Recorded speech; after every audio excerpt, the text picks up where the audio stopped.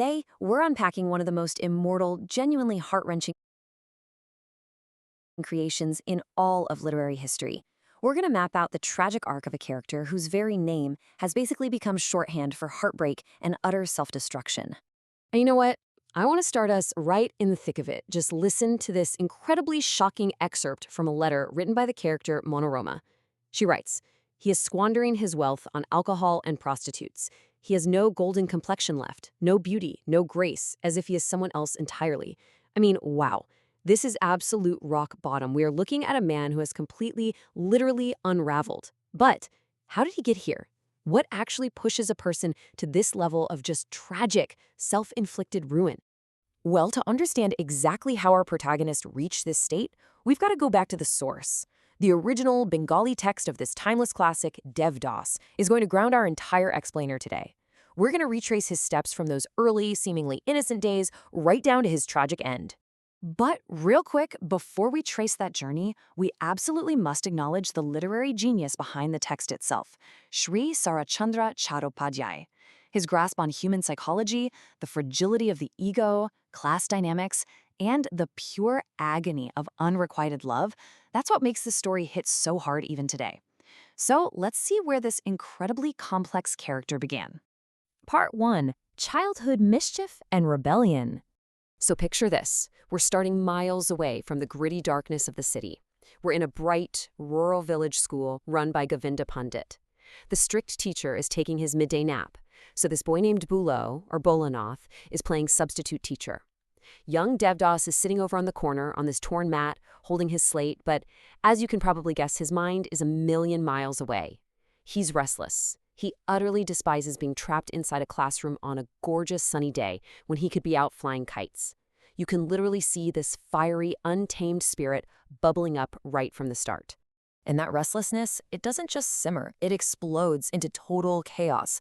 Just to escape school, Devdas asks Blue this completely fake math question, and then bam, abruptly shoves him backward into a massive pile of white lime powder meant for construction. The scene is just so vivid. Blue is crying, looking like a literal ghost covered in white dust, while Parvati, Devdas's childhood companion, throws herself on the ground laughing and clapping in absolute delight. Devdas manages to escape and hide in a bamboo grove, actually smoking a small hookah like an old man. But of course, reality hits fast. His wealthy father, Narayan Mukherjee, is furious. Devdas gets severely beaten and locked in a room all day. This whole cycle right here, impulsive action, rebellion, strict punishment, it perfectly sets the stage for the rest of his life. Which brings us to part 2, the unforgettable scar. Now, as they grow up a bit, this innocent childhood mischief kind of mutates into something much darker, a really volatile, almost dangerous passion. In this intense fit of emotion and anger, Devdas actually physically strikes Parvati with the heavy handle of a fishing rod. It is a deeply shocking, violent moment. It cuts her forehead right below her eyebrow, and she's instantly covered in blood. But pay attention to Devdas's reaction here. He is immediately horrified by what he's done. He frantically tears a piece of his own thin shirt, soaking it in water to bandage her up, desperately trying to fix the damage he just caused in a split second. And he tells her right then that the scar is going to remain forever. And Parvati's reaction to this trauma, it is so incredibly complex. Later on, when she's talking to her friend Monoroma, she actually defends the scar.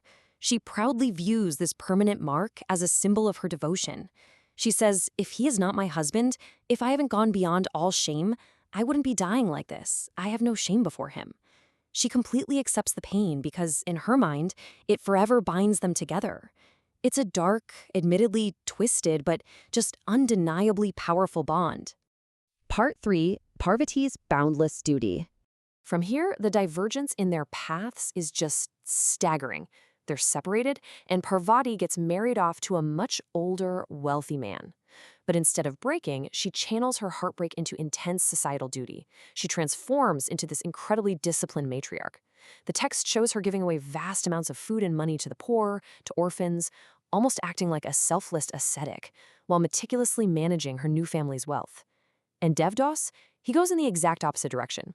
He becomes a chaotic wanderer, spiraling into utter self-destruction and squandering his own vast inheritance in Calcutta. Basically, she builds a fortress of duty, and he just burns his world to the ground. Part 4, Devdas's tragic descent.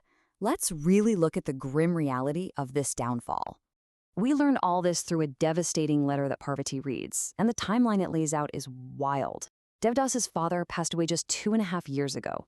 In that incredibly short window, Devdas has already blown through half of his massive inheritance. He's totally consumed by alcohol, hanging around bad company, hiding out in these shady hotels in Calcutta.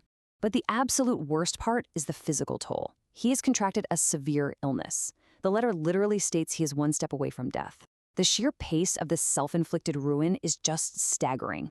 And the thing is, Devdas isn't just spiraling in one place. His tragedy builds geographically. He flees Calcutta for Allahabad, looking for some kind of isolation, but regret just haunts him there. So he moves again to Lahore, but the climate there makes him even sicker. And reuniting with his friend Chuni Lal, yeah, that just pulls him right back to the bottle.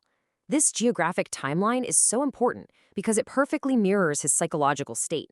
All this restless physical movement is really just a desperate, completely futile attempt to outrun his own inescapable heartache. Part 5, Chandramukhi's unrequited care.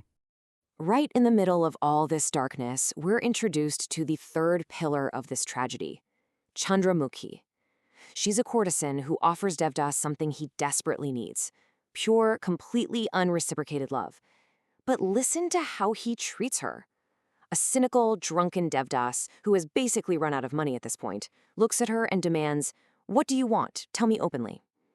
His worldview is so entirely broken that he literally cannot fathom someone caring for him without it being a transaction. Because his pockets are empty, he assumes she must have some ulterior motive. But despite those empty pockets, despite his harsh words, and despite his constant verbal rejections, look at what Chandramukhi does. She simply takes his hand, gently pulls him to bed so he can rest, and asks for absolutely nothing in return. It's truly heartbreaking. She is patiently, deeply loving a man who is entirely consumed by the ghost of someone else. By his final days, Devdas's psychological state is completely fractured. The text describes his mind as being trapped between two forces. On one side, you have Parvati's memory, like this flickering, dying flame that sometimes flares up and sometimes sleeps. On the other side is Chandramukhi, representing this calm, patient devotion that he clearly recognizes but just cannot bring himself to fully accept. Ultimately, he's left with nothing but an empty heart, echoing with a lifeless, hollow dissatisfaction. He becomes a shell of a man, unable to live in the past, but totally unable to accept the grace offered to him in the present. Which leaves us with a final, profound question to ponder today. As you think about the source material we've explored, ask yourself, is Devdas ultimately a tragic victim of the rigid class and societal rules of his time, rules that forcefully kept him from Parvati? Or is he simply a prisoner of his own insurmountable ego, his tragic inability to act when it actually mattered, and his stubborn refusal to accept love when it was freely given? It's a debate that's lasted generations, and it's exactly what makes this literary masterpiece so unforgettable. Thank you so much for joining me on this deep dive today. Keep exploring, keep reading, and I'll catch you in the next explainer.